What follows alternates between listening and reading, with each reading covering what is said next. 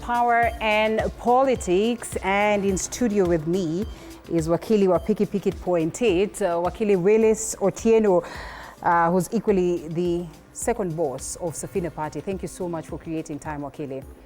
First time here, TV47 Studios. First time to this new studio. It's a great honor. Oh, the other ones you've been. Okay, that's good. Karibu sana. And Arnold Maliba, Party Leader Progress Plus Alliance. Nimeachwa nyuma sana. No, you need to catch up. I need to catch up. I need to play catch up without doubt. Yeah. Since when? Well, from around December, mid-December. Mid-December. Yeah. Congratulations. Thank you. You suppose that this is going to be a party that has been given a lifeline by this kind of handshake and shenanigans that we get to see in the country. And forgive me for terming them shenanigans. This is according to what a majority of Kenyans argue. Literally, PPA, or Progress Plus Alliance, is literally the party that you have to look forward to as we move forward, because you've seen all the other parties, you've seen what they can offer, you've seen their leadership and everything else. Yes. So if you are talking about the future, Progress Plus is where you need to be for a basic thing that, number one, the first liberation struggle was to get off the white man for independence. The second liberation was for good governance. It's embodied in the Constitution 2010. The third and final liberation, in my opinion, that is Article 43, socio-economic empowerment.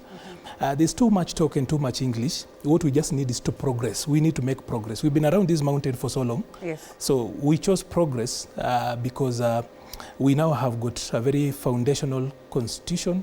It defends itself. Right. Every time people try to actually assail it, it fights back. It has hard ways of fighting back.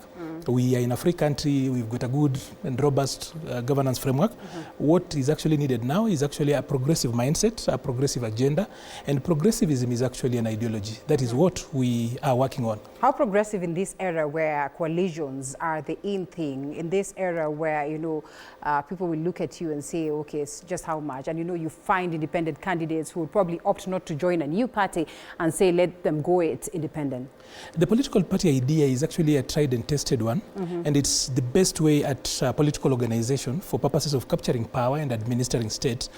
And I consider myself an ancient of political parties. Okay. I have worked in other political parties. I've been an official, I've been a staff member, and I think I know exactly what a political party should be, and I'm talking about a political party for the time. That Kenyans are tired. Kenyans are simply looking for three good things. They need, I know if you talk about good governance, automatically corruption should be under it, but they want somebody to fight corruption. They want service delivery, and they just want adherence to the law. If you adhere to the law, you do service delivery, and you deal with corruption. I don't like talking about government dealing with corruption or fighting corruption. Public corruption is committed by government. So government cannot be pretending like it's fighting corruption as if corruption is attacking from outside. Yet they are the ones who actually are committing corruption. So, so for corruption, for a government that is having like the one that is there today, they don't talk about fighting corruption. They should just stop corruption. You have sat here defending the very same government that is sitting, you know, in power today, and the many other parties that you talk about. And Kenyans would be excited or perhaps curious to understand what new thing does Maliba and CORE, you know, bring on board, if at all they have believed in a government that we probably do not believe in, or in a government that is on board and we do not feel like it is presenting justice to us. Quickly.